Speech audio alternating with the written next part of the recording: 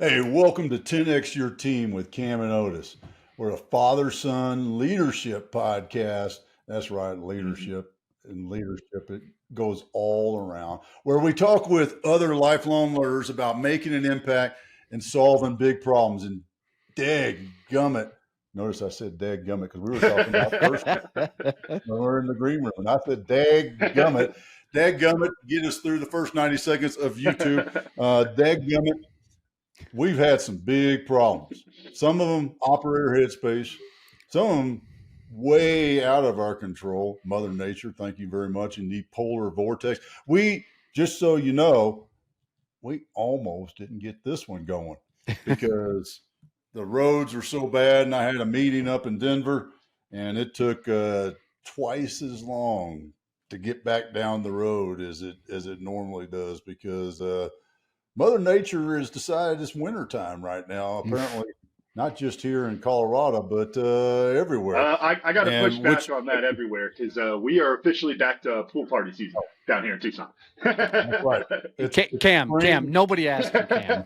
Yeah, that's right. It is springtime in Yes, Tucson, sir. folks, and it is We survived our the 2 weeks. 15th of January. Yeah. Winter is Wow. over, and but hey, man, I completely lost my segue on that. So just what the hell?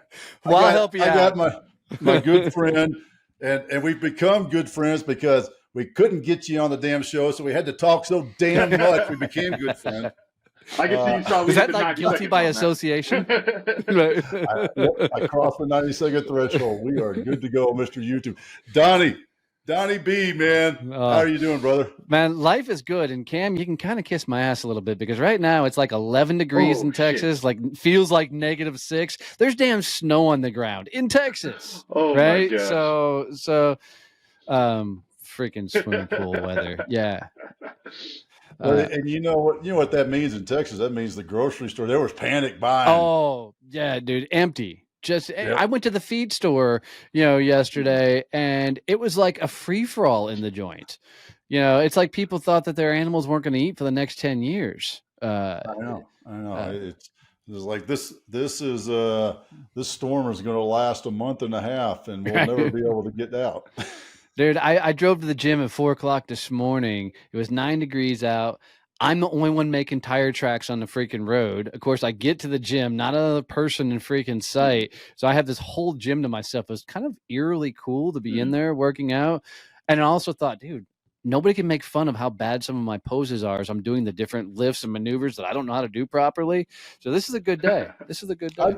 I knew you were a poser. I knew it. I just aspire to be just like you, Otis.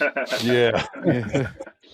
Yeah, if you're posing like me, you're posing kind of in this position. Oh. Man, that hair that I was messing with before we started the show, it's still there. I need to stick it back in because they're all falling out. Well, as you get older, the hair just starts coming out of random places. So, Otis, your age is showing, my friend. Yeah, you're preaching to the choir there. I've lived that line of experience for a couple of days now. But Donnie, man, what I would love to hear is what were you thinking, because you broke the mold, and Marine, went into corporate, and then said, nah, none of that's for me. Entrepreneur, I step out on my own. I want to do it and do it on my own way. What was the genesis of that? Well, I mean, let's be honest. I spent almost 20 years working for other people after I got out of the Corps. Yeah, you're just a blue collar kid, man. You work, you get a job, and then you retire. I mean, that's just what I grew up on. There was nobody in my household who was an entrepreneur. I wasn't the kid that had a lemonade stand as a kid, nothing like that. I just learned about you could be an entrepreneur and a business owner later in life. And I mean, truth be told, when I turned 40, I heard guys like Gary Vee and Tim Ferriss and all these folks talking about you can be an entrepreneur, and they really made it sound freaking easy. So, with a background in sales, that when I launched my company, I was 20 years almost in the sales game. And, there was a couple of catalysts. Probably the biggest one is I picked a partner in a sales training firm and literally thought, all these people talking about being an entrepreneur. I could jump out and I could start a sales training company on my own and versus building somebody else's. And during a fateful dinner, me and my then business partner, as we were talking, he looked at me during that dinner and he said, Donnie, I got to tell you, I'm really grateful that you're my retirement plan. And he said it completely out of love. Everybody always gets that same, move when I tell that. And he was really thanking me for how big I built his company and all the things I'd done for him. Wasn't the greatest choice of words. And my instant response was, dude, it's my honor. I loved working for the guy. We're still great friends. It was just a bad choice of words, because after that dinner, I went and sat in my truck and I looked in the rearview mirror and I said, dude, what the fuck are you doing? You are literally somebody else's retirement plan. And I looked over my entire journey, and that's all I'd ever been, was somebody else's retirement plan. I made a lot of money for a lot of people. And I knew that I had two choices in front of me. Choice number one, I could continue making great money, working for this company, this guy, eventually buy him out, take over and start building it all down my way. And at that point, I will be honest, I was living somewhat kind of that American dream. I mean, we had built our dream farm. I'd built a second house on the property for my mother-in-law to live out here. I mean, by some standards, we were living the life. But I knew I could go stay working this, or I could jump out and launch my own business. The only trick was, if I stayed, I had to turn off the dream, because there was a stupid voice in the back of my head going, dude, you're meant for so much more, right? You need to be doing something bigger. And I just knew I could not do that working for somebody else. So 15 days later from that dinner is when I jumped out and launched my company. And that was September of 2017. Could you take us through that? I mean, you said specifically 15 days, because that transition period is always really interesting to me. Of like, okay, the light bulb goes off, I want to be an entrepreneur, and then there's this jumping in moment 15 days later. Could you take us through that a little bit? Yeah, for sure.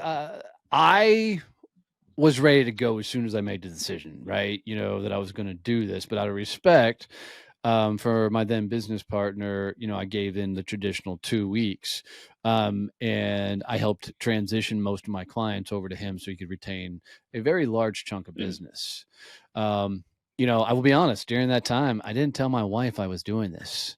So my wife and I at that point, so that was 2017, we were married in 2006. So we were 11 years married at that point. And, I'd helped her buy her dream house on the farm that I wanted. Right. And, I wasn't worried that she was going to look at me and say, don't do this. I was worried that she was going to look at me and say, do it. You got this. And that scared me more, because now she had all of her faith in me. Right. And I could not let her down. That felt like more pressure than leaving the job itself. So literally on the 15th day after I did all the transitioning and everything else is the day I told her I was doing this. Right. So I'm in our kitchen and I go, babe, I got to talk. Right. And I realize you never start a conversation that way, because it's just not a good way to start a conversation. And I told her, and she broke down in tears, and then she looked at me, and her exact words were, don't fuck it up. Right. And that was all I needed, or so I thought, because within 24 hours of that moment, 2 attorneys and a sheriff showed up at my farm to serve me my non-compete papers that I don't remember signing. I had full intent of launching a sales training company, because that was my background. At that point, 20 years in sales, last 7 of them was with a sales training organization. And now here I couldn't talk about sales, business development, sales management anywhere in the world. The world didn't matter, because all I knew was Texas.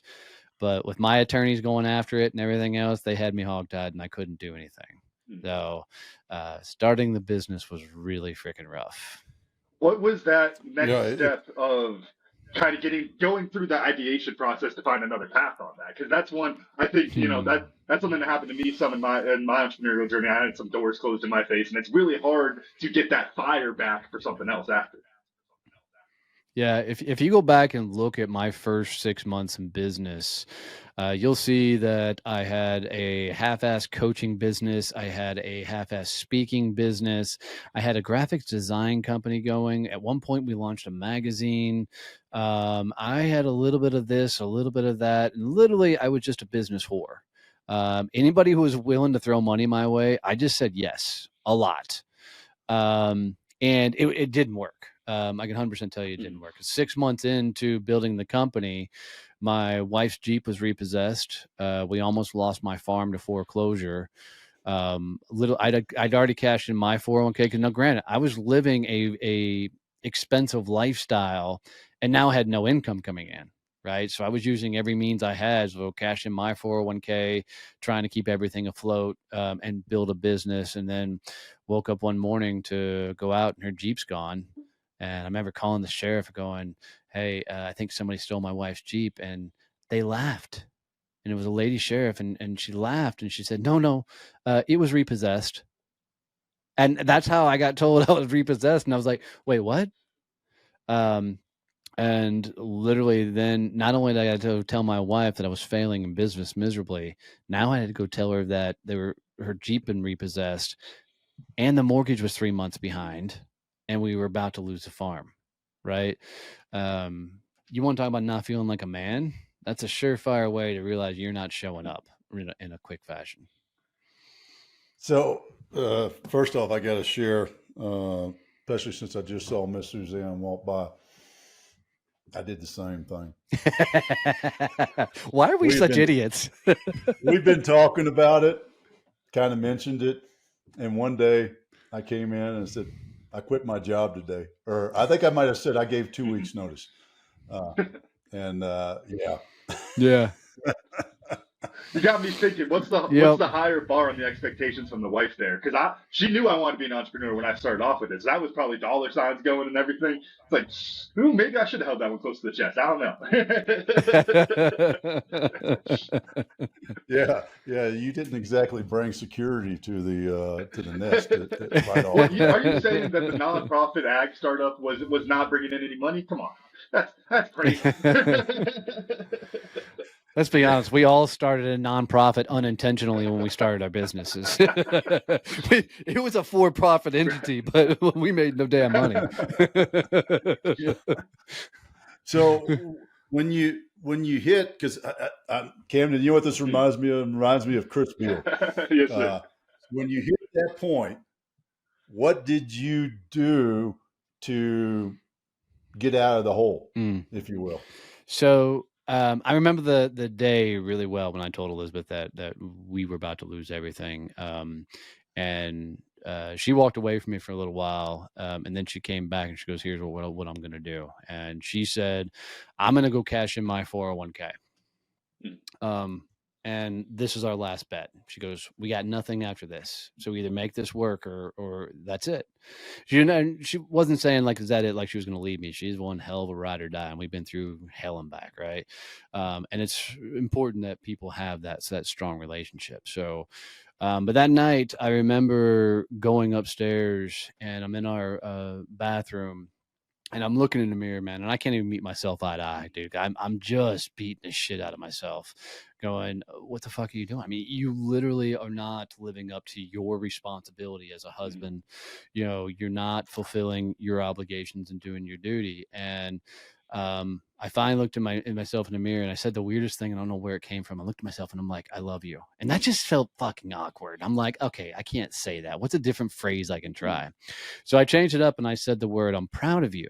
And instantly my mind said, no, you're not. And I'm like, ooh, that's interesting. I said, so I did it again. So I said, I'm proud of you. And I said, no, you're not. And instantly I kind of almost got like this download of a list of you're not doing cold outreach. You're not selling properly. You're not telling enough people about your products and services. You're not being a business owner. You're acting like a bitch ass employee that expecting somebody else to show up for you and do all the fucking work. And it was such an amazing moment for me because I realized now I knew what I needed to fix. So I started getting after it. And every night I started going to the mirror and saying the words, I'm proud of you.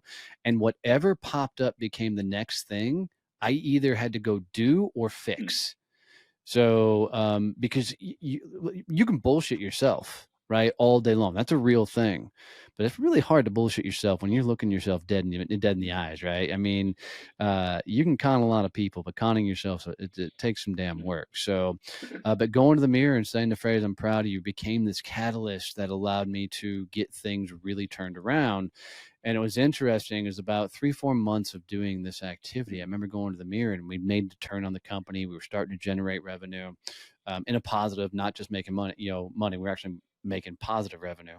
And I went to the mirror and said, "I'm proud of you." And instantly I said, "No, you're not, because now you're avoiding Elizabeth."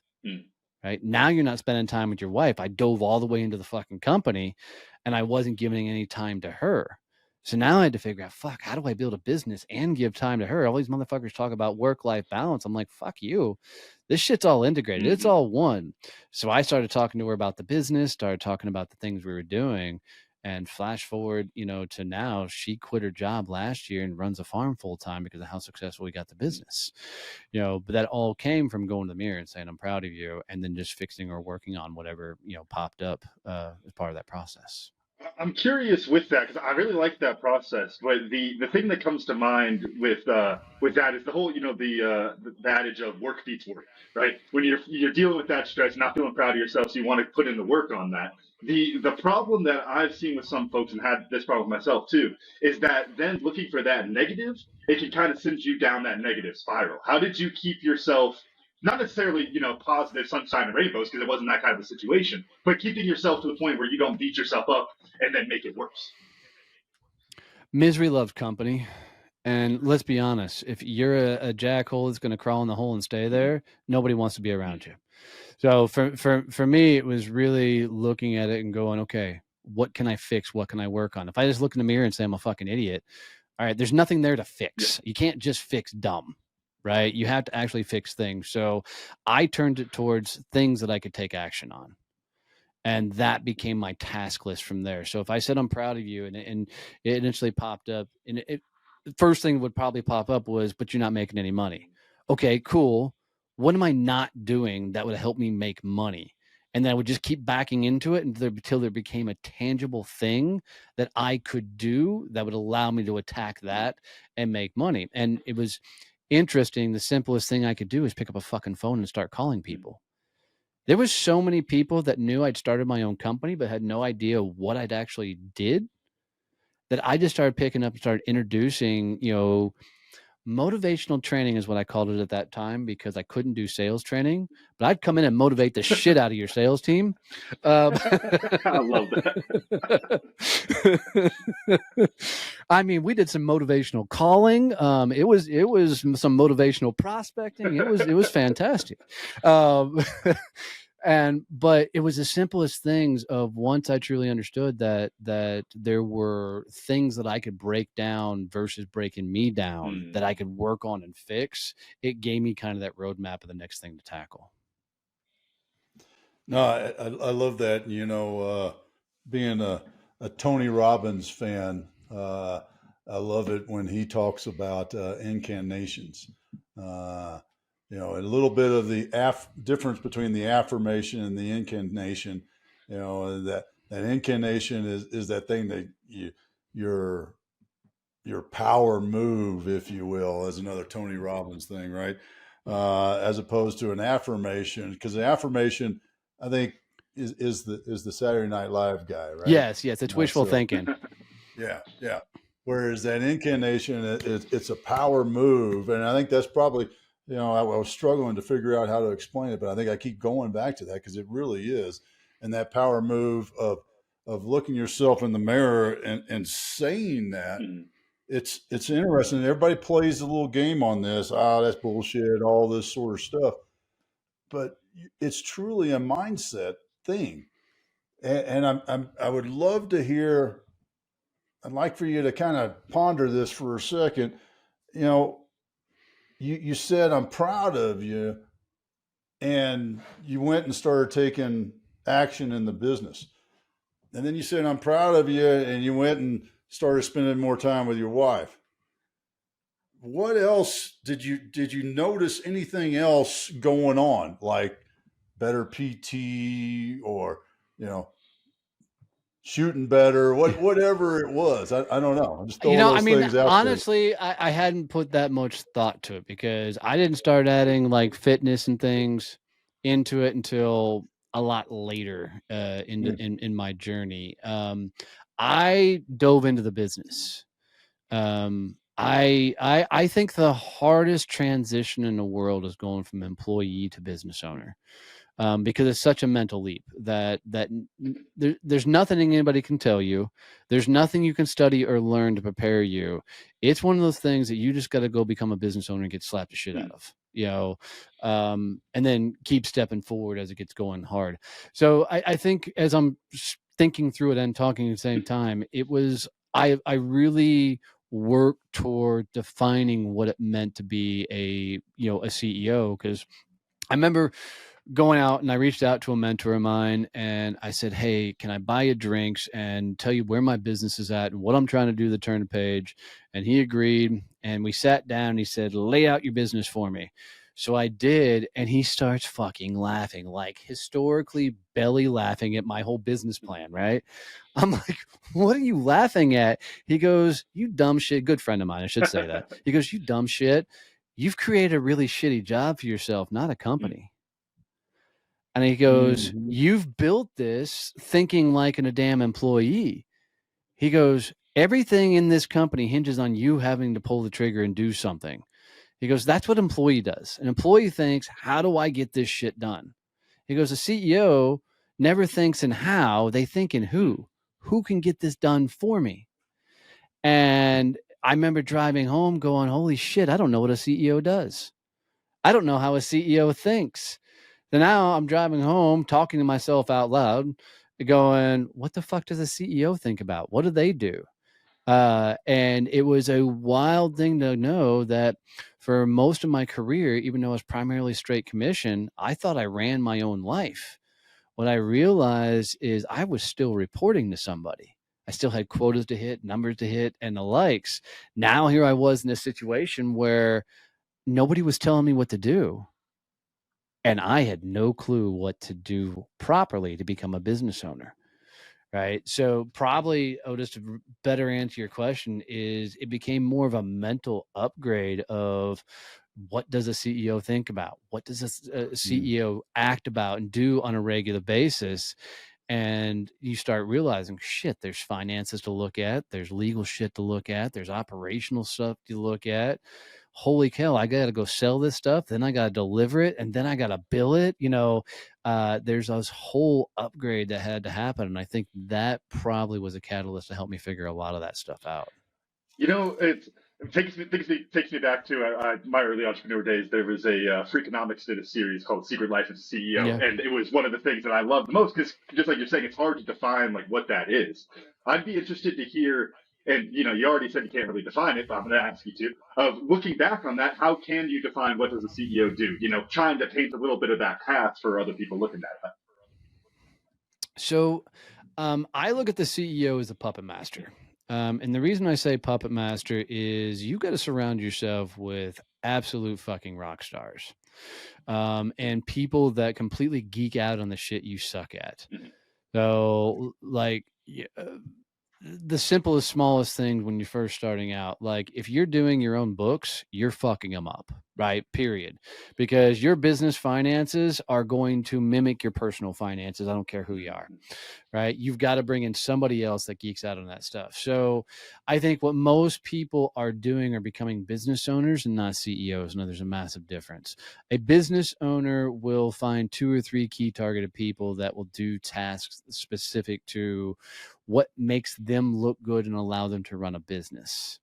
A CEO hires people that are 10 times smarter than them and who have the ability to do the shit that they can't do, and then learns to get them all to work together. So the CEO points a direction saying, this is where we're going. This is the mission we're going to tackle. I need you guys to figure out the path to get there. I'll keep you on the straight and narrow.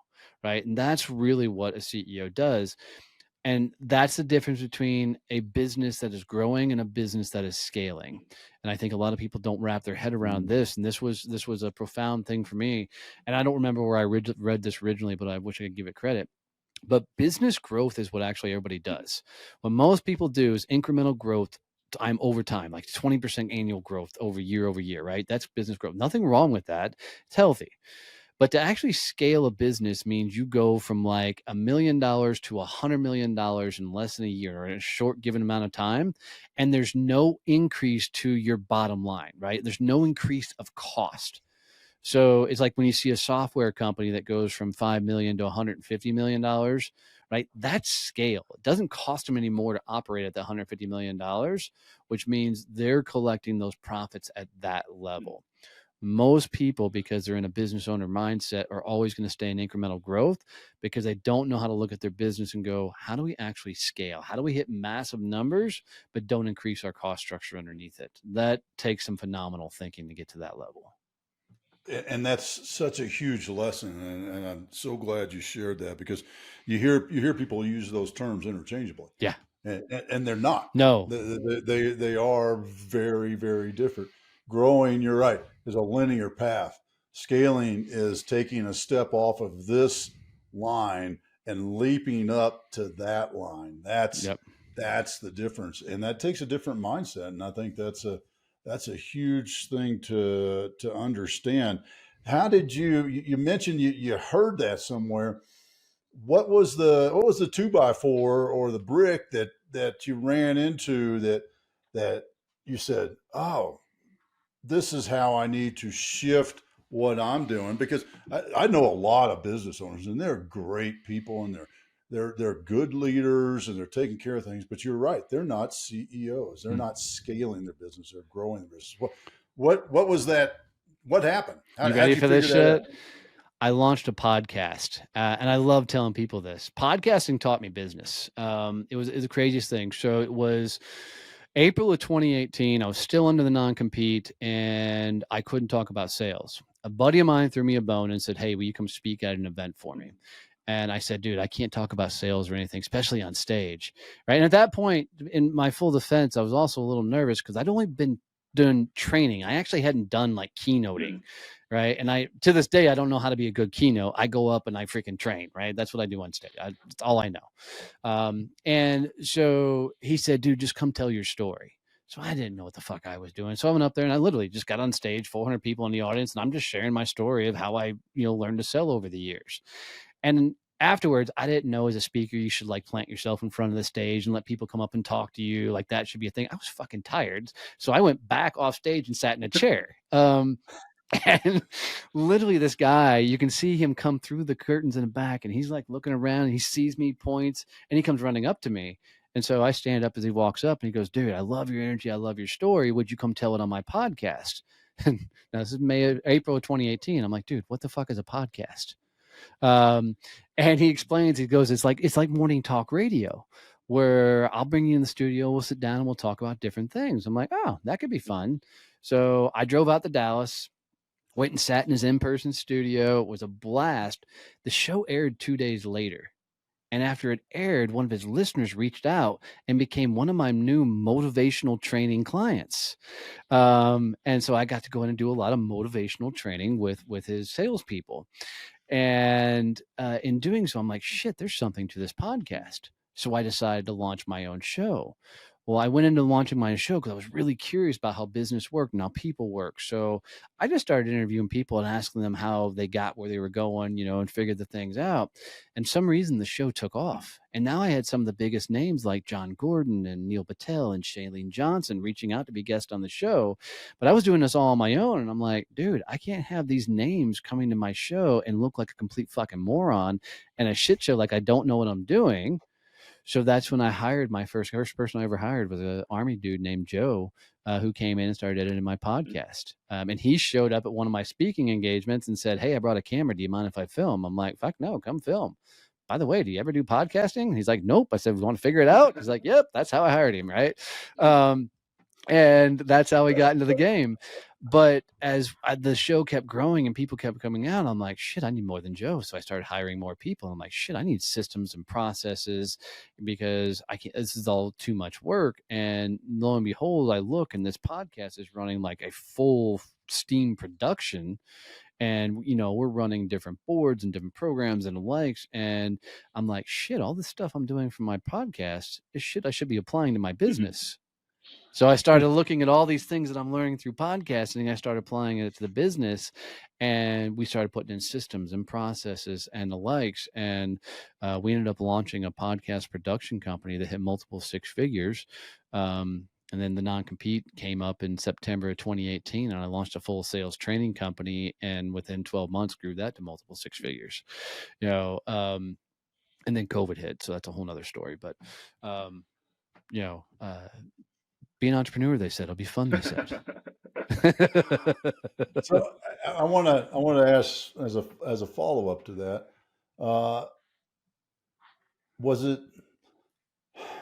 was sales? I mean, I know the answer. I mean, it was really this propensity, this know-how of how to sell that got you going. I confirm or deny that assumption. How's that? It's a 50-50 for me, and here's why. Selling other people's shit is easier than selling your own. And I was really good at selling for other people, but when it came to my own stuff, now there was an emotional attachment to it. So I had to learn how to sell my own stuff and get out of my own head to be able to feel worthy. Is not the right words, but you almost get to that point of you gotta feel like you can do what you're saying you can do. You can deliver on what you're saying you can do, and you got to write checks that your ass can actually cash. And that was a whole process for me. I think the ability to take it on the chin pushed me further than the ability to sell. Because I'll never get to a point in life where I don't give a fuck, where I don't care what people think about me. There's always a portion of me that does. Like, to this day, if somebody reaches out and says something negative to me, like, I'm going to sit on it with their saying. I'm not going to sit there long, but it's going to fucking be there for a moment. But I do have a higher propensity of, I don't give a shit so much what people think about me or people say. I think that served me well. And it wasn't about being an asshole. It was about not worrying about the flinch if we talked about money, not worrying about the negative reaction if I made an offer for what we could do and they made a face or something, right? It became to a place where I could literally offer my services, make a sales ask, and whatever they responded, being cognizant enough to ask what the hell that facial reaction or what that comment or anything actually meant, so we could have a real conversation. And then I've always had this ability just to walk away from it. And that was a learned skill, I should say, early in my sales career. Like, if you know that your job in sales is to disqualify everybody you're talking to, then sales gets really, really easy. Everybody wants to try and qualify somebody to do business with them. I want to disqualify you as fast as fucking possible, because if I can disqualify you out of the system, we're not even going to get to a full sales call. Right. So let's get the shit out. And my ability to quickly go in, make assumptions, prove assumptions really helped me more than anything. So yes, it was sales, but it was somewhat that combination of being able to take it on a chin, and go another round. How did you develop that mindset to be comfortable selling your own stuff? Because as you were talking there, it made me think almost like, look at your fucking wife and say, we just about lose everything, right? I mean, let's be honest. Some people like me have to hit fucking rock bottom. It's the unfortunate truth, right? Some of us are just too dumb to go, fuck it. The shit you keep doing in life keeps showing up. You got to do something about it, fix it. I had to hit rock bottom. And I love J.K. Rowling's quote that says, rock bottom is the foundation on which I built my life. And I feel like that moment of telling my wife that we're about to lose everything was that moment where I ran out of excuses, right? Look, when you work for somebody else, excuses become really fucking easy, because you can look, like, say you're a sales guy working for somebody. If your sales are down, you can say, well, the economy sucks, or the marketing sucks, the lead sucks. There's all, and they're legitimate excuses you can use. But when you own the company and other people's lives are in your hand, there's no excuses left. If marketing sucks, fix the fucking marketing. If your sales are down, you better go sell more, right? If your leads are not great, go fix whatever's bringing in the freaking leads. I mean, that's on you. And part of that process is going in the mirror and saying, I'm proud of you. Help me eliminate a lot of the excuses or a lot of letting myself off the hook. Like when you work for somebody else, you can get to the end of the day and you're like, I'm tired, right? I'll just call it a day. I'm not going to do it. When you run your own company, there's no, I'm tired, especially starting out. And this is not the hustle and grind mindset. This is do the fucking work until the fucking work is done mindset. And I remember I was interviewed on a podcast once upon a time. And as I was talking through this thing, the guy kept saying, dude, you really sound like the hustle and grind guy. I said, no, you don't get it. He goes, what don't I get? And he was kind of agitated with me. And I said, I run a goat farm. I literally have dwarf Nigerian goats all over my farm, right? I have no fucking choice but every morning to go out and let those goats out into the yard. I have to feed them. I have to give them water. They literally cannot sustain themselves, right? I have to do that. I get no choice in the matter. Every evening, I have to go out and put those goats back to bed. I have to put them in the barn. I have to feed. I have to water, make sure they're locked in stalls. If I don't, even with 400 pounds of Great Pyrenees, they are a predator threat, right? Like somebody's going to take them the fuck out. If I don't take care of them, so I get no choice. Every morning I got to put them up or take them out. Every evening I got to put them up. So I have to do that work 7 days a week, 24/7, no ifs, ands, or buts. I have to do it. Nobody else is going to do it, right? Your business operates the same way. There are certain tasks and things that you have to do every day. And it's not the hustle and grind. It's the minimum requirement. Like you have to do the work until the work's done. And I think that continues to be the catalyst and motto as I continue forward. And I live by a whole nother theory that I'll get on another tangent if I go that route, but there's always time for one more. I got actually, and this is something I talked about before because I got my entrepreneurial bug from working on a farm, and I think one really interesting thing about working on the farm is there's always work to be done like that, and so. Yep. What I'm curious about, and it might just be a little tool or simple rule you have, but how do you prevent yourself from overworking? Makes it sound weird, but when there's always another project to start on, how do you tell yourself when it's time to go to bed if you can keep working on these other things, right? There's always so much to do. It's kind of hard to draw that line of when to stop. And I think for other entrepreneurs and business owners, that's an important lesson to learn of when do I stop the work so I can give myself space for other things. Really, really simple. I have two, not really hard, fast rules, but a philosophy I live by. 8 o'clock and then Thursdays. Thursdays are farm day, right? So every evening I shut down the business by 8 o'clock. And there's a lot of evenings I'm done at 6. Like if the task I set for the day, the series of tasks, if I've done my reach outs, I've done my calls, I've done the talk to the team, got everybody planted in the right direction. If everything on my list is done, the day is done. And that can mean it can be early in the day. That can be a 3 o'clock. That can be a 4 o'clock, right? But there are set tasks that have to be done. Like I have business development activities that are wired in every day because if I don't do business development, I don't care what role I have for the rest of my life, I'm always going to be the number one fucking salesperson, right? And that's not a healthy mindset, but I'm competitive as fuck. And so even if I hire somebody who can outsell me, I'm going to try and outperform their ass because I'm a moron that way. But, but there's certain tasks. Once the tasks are done, the day is done. The secondary rule behind that is 8 o'clock. I can't work past 8 o'clock because that gives us 2 hours for me to sit down with my wife, watch TV, veg out. Even if I'm watching a show I don't give a shit about, that's her time, right? To spend with her. The other addition to that is every Thursday we have farm day. All the company is shut down at noon to 1 on Thursdays to go spend time with your family. We have a full fucking working farm. There's a lot of damn work to get done. And so Thursdays, you'll find me, I'm out working the back, pastures, mending fences, fixing barns, wrangling damn goats, all part of the process. And people have learned and come to realize that if you don't need me on Thursday afternoon, you're just going to have to get an email or an answer machine or something because I ain't answering the damn phone. And the weekends we try and keep it, very early mornings working on the business. The rest of the day is hers. I'd love to, where did you figure that out? Because when you first start off, you're rock bottom and it's like, oh man, I gotta call, gotta do. was there a threshold? Yeah, my wife looked your at wife me come up to you and hit you with her course she hat? did. I mean, yeah. No, Elizabeth came up to me one day and she's like, all right, this ain't gonna work. She wasn't like threatening a divorce or anything. She really is a ride or die. But she's like, look, I'm not just gonna come home and sit here on the couch while you're slaving away upstairs. Right. We need to spend some fucking time together. Right. And, that was also around that same time of I'm proud of you and fucking I'm not spending time. My wife popped up. Right. But we oftentimes have to have things outside of ourselves to protect us from ourselves. I've had tons of coaches, therapists, mentors over the years that are really my checks and boundaries on me. These guys and gals are really good of checking in with me. And Jerry, my current coach, has a knack for every once in a while going, if you're still working, you're done.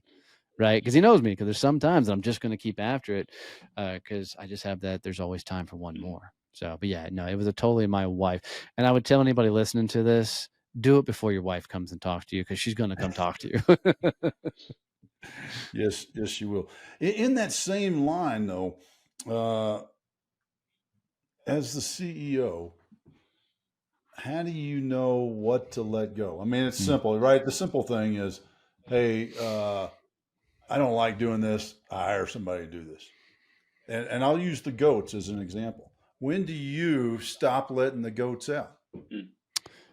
So there's a long answer and a short answer. The short answer is when you can afford to.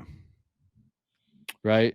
When the finances are in a place that you can hire somebody else to take care of that activity. So real answer in that, when the farm is self-sustaining enough to justify bring on hands, by God, watch how quick I do it. Right? I'm just not going to take my business and pay for the farm. Right? Mm-hmm. So the farm has got to be sustaining enough that it can do it on its own. So that's the short answer. The long answer is faster than that. Right? Because you got to hire before you can even afford them or you're ready for it. Because most people don't understand that when you can hire somebody that is way more talented in something, way more valuable in something, they will move your company in leaps and bounds faster than you can do it. And the only thing holding most companies back is you and your own fucking ego, which is was still my problem from time to time. There's certain things that I just like doing and I'm really good at that I should be trading off for other activities. The thing I've learned is when you trade off an activity, you can't make a lateral move in said activity. Like a stupid example, if you're in Canva and you're always playing in Canva and you say, okay, I'm going to hire a designer to take on Canva, you now can't go be an email marketing expert. Right? That's a lateral move. You've got to find what's the next tier. And that next tier may be, cool, now you're going to be take and fix all of operations. Right? You got to do some task that's at a higher level, or you're going to continue to make lateral moves in your company doing tasks at the same freaking level. But short answer, when you can afford it. Long answer, right answer, way before then. How do you, or what's your process for finding those next jobs for yourself? Because I think that's an interesting thing. Like I'll use a personal example of we started using Opus AI to make clips for the podcast. That was something I was doing manually in Premiere Rush, and it would take me an hour to make one clip. So I'm typing all the subtitles, I'm doing all that crap. Now it's maybe 15 minutes to do all of it and scheduling and all that kind of stuff. And then I cleared up my schedule. And then I remember having a conversation with you, Dad, about a month into it. It's like, okay, well, now I cleared up the schedule. Now what the hell do I do with this time? I got this 8 hours where I'm like, wait, I used to use this on all this other stuff. I have to find some other thing to do. What's your process there? Business development. The answer is always business development. Anytime you find yourself with a gap, the answer is always business development. Because the only reason is there's a gap. Well, one, the only reason it was a problem in the first place is because you weren't bringing in enough revenue to pay somebody else to do it or find the activity to way to replace the activity that was keeping you from doing business development. Two, when you find a gap, you only have a gap because there's not enough business development in to put your ass back to work, right?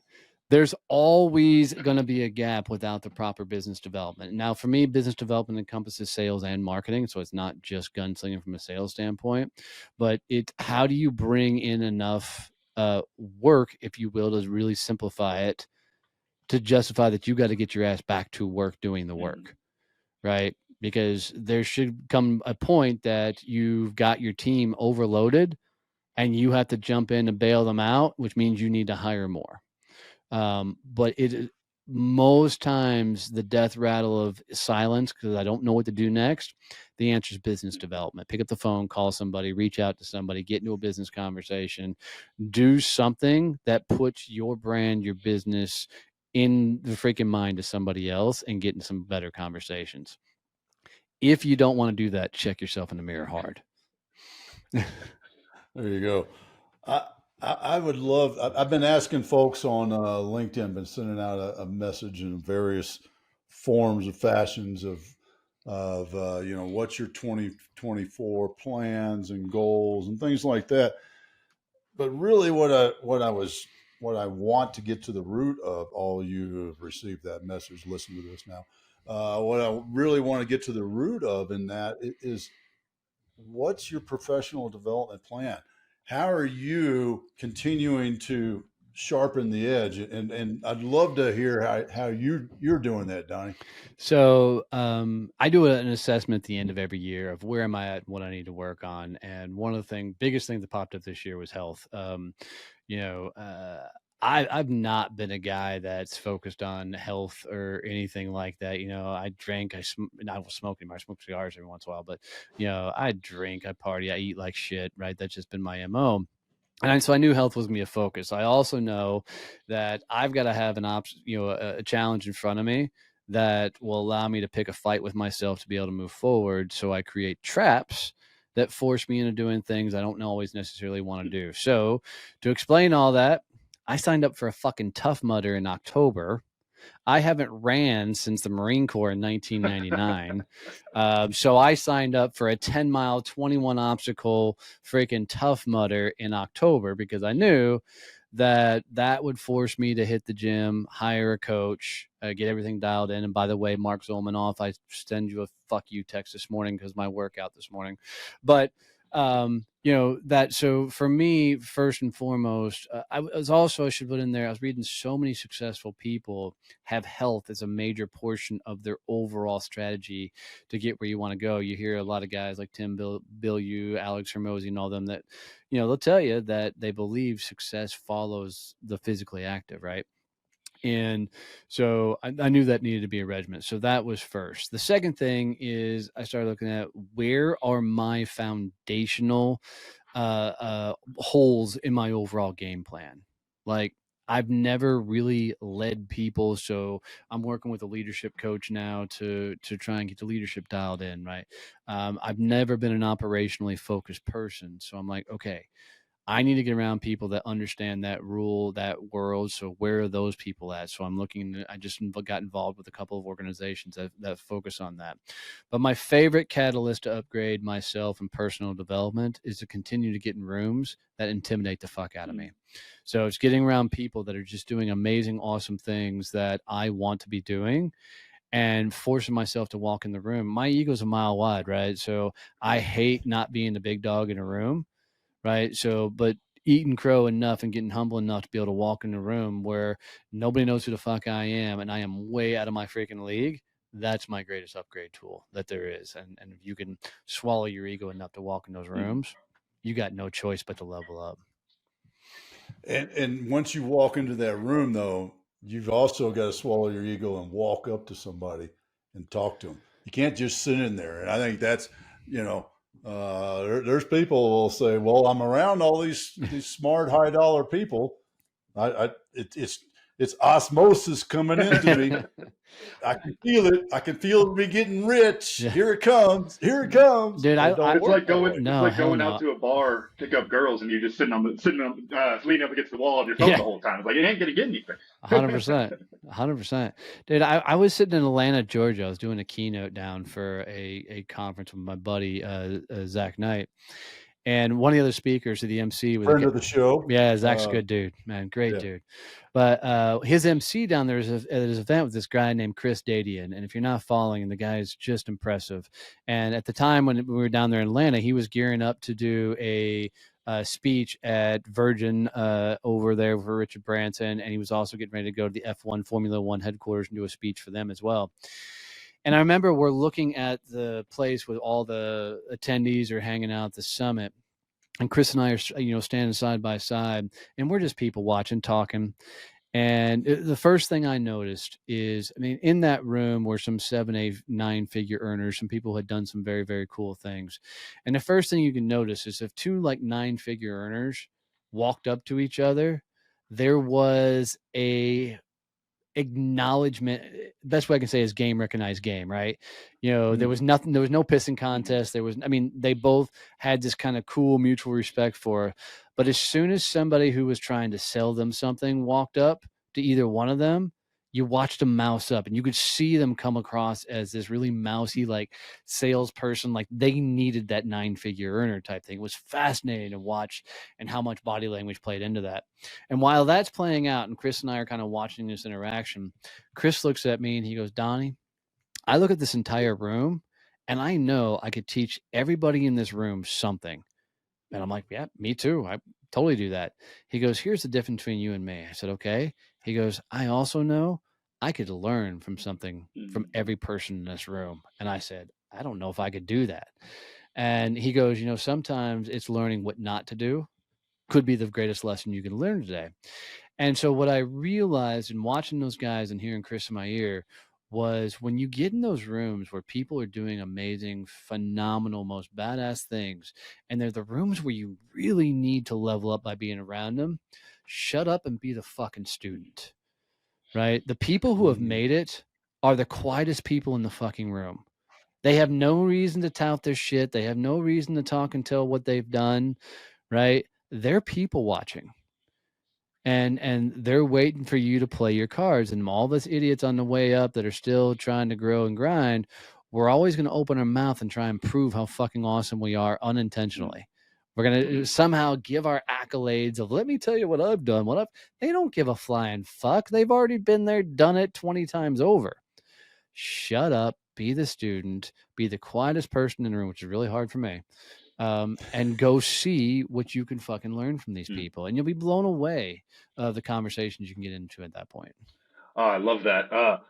This changes subjects a little bit on this.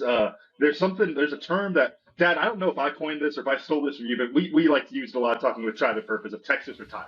For a lot of people, there's this goal of the farm. If it's, you don't actually want to retire because nobody wants to not do anything. You want to have something like that. I'm curious, with your drive that you have. It's so clear in everything we talked about. Always looking for more work, always looking for the next thing to do. How do you stay, or maybe looking forward a little bit on this, I guess? But what would be your thought process on staying Texas retired without making the farm too big? Because I could see that being Dad, you asked the question about the codes, and he started talking about hiring farmhands. It's like, Donnie, at that point, you're just running another business. That's not Texas retired anymore. Well, so let me lay it all out for you, and I hear you. But the whole game plan for me is to actually build a bigger ranch that I can do business retreats and the likes on. Like, we want a full wildlife park on there, but also be able to fly people in from all over the world and do these really, really cool retreats where you're waking up and there's a fucking giraffe walking by your damn window, right? Yeah. That's the full game plan. I think I have to dream that big to keep my head right and doing the things that I'm trying to do. I, for a lot of years, worked for other people, and I wasn't as ambitious and driven as I am now. And a lot of it is, I think, as I worked for other people, I kind of just kept my head down, did the work, did it really well, made a lot of great money, but I didn't actually think about what life I wanted to live and where I wanted to be and who I wanted to become. Otis asked me something on my show. He said, describe your perfect day. And when he first asked me that, I didn't have an answer for him, right? I did not know what my perfect day is. And I can tell you now, I've got it completely mapped out because he tasked me with figuring that shit out. And by God, I fucking did it. Everybody who coaches me, they'll tell me, Donnie, I got to be careful about what I tell you to do because you're going to instantly take action on it. And sometimes I just need to tell you something without you pulling the trigger.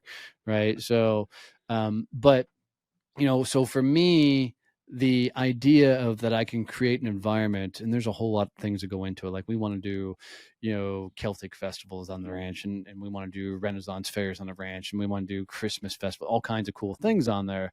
But having that allows me to create a life where I live the experiences I want to live. Like, I mean, how cool would it be to fly people out and let them work a dude ranch, let them work their kind of own Yellowstone for a weekend while they're working on themselves, the mindsets, the upgrades, and the likes, those type of experiences I want to be able to give people. And the only way I'm going to do it is to continue to work at a level that's going to allow me to get there. And by God, if I get to wake up and there's a giraffe outside, it's a pretty good fucking day. I'm just saying. Well, I don't know about the giraffe, but I've been to a ranch that's a little bit further west of you. That he's got a lot of them antelope type of critters. Yeah.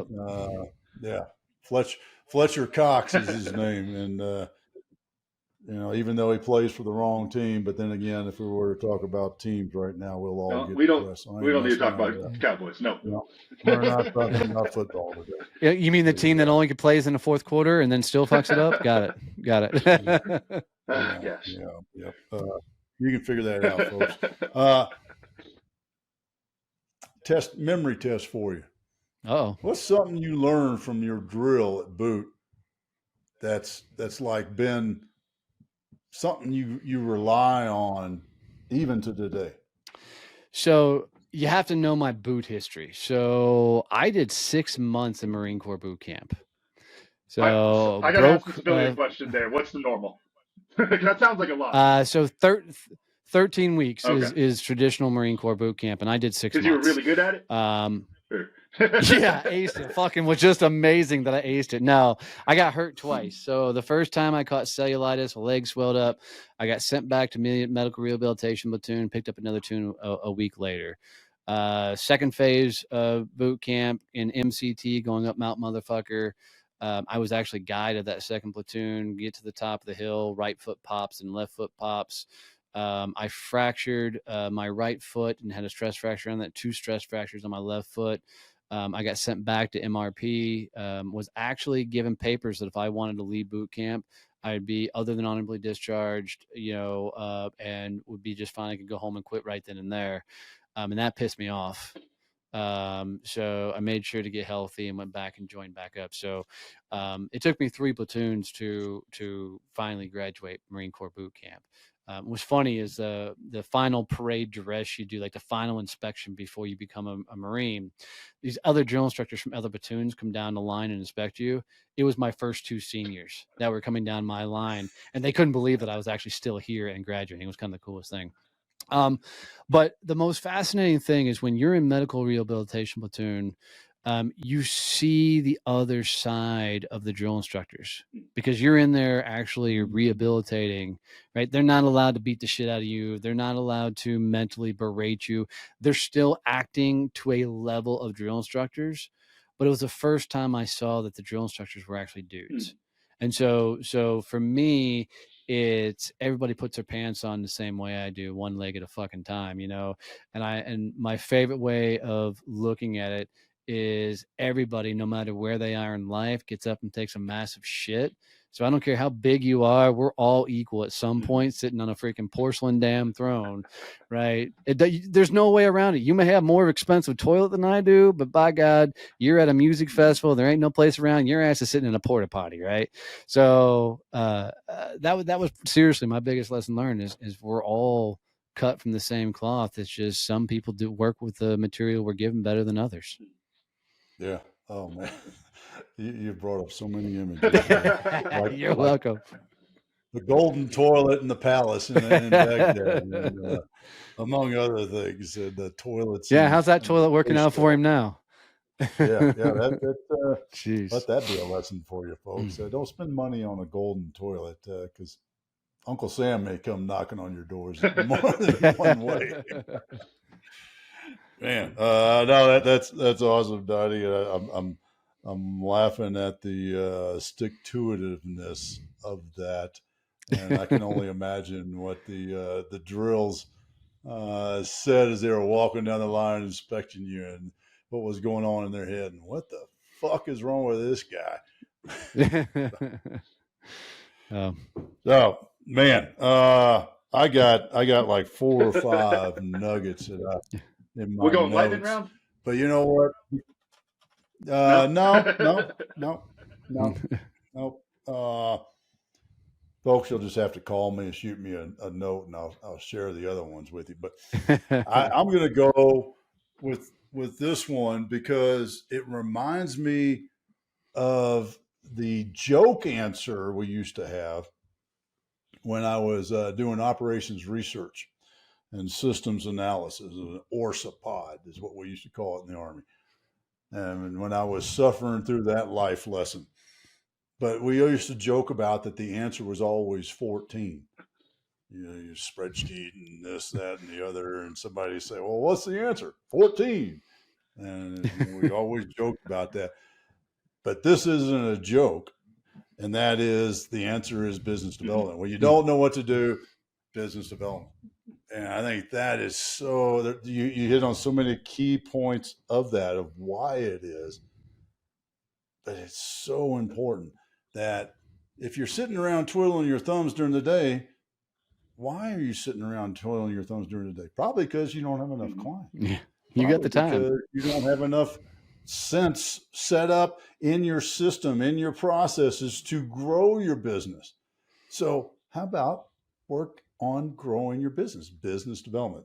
Love it. Love it. Camden, how about you? What'd you learn? Yeah, for me, it's another really simple one, Donnie. You said you can't fix dumb. And I like that because you have a lot of really good answers in the way that I think this is something maybe we need to tell guests coming on the show because it's always a good answer when it almost sounds like a cop out at first. And then you start thinking about it, you're like, God damn, that's deep. So that's one of those because really what that goes back to for me, and that I'm sure we've talked about this on the show, but this idea of how we like to create like a big bad guy in our life because if there's a big bad guy then we don't have to do anything, you know what I mean? If the world is evil and there's nothing we can do about it, well then I can just sit on the couch. I don't actually have to take control of my life.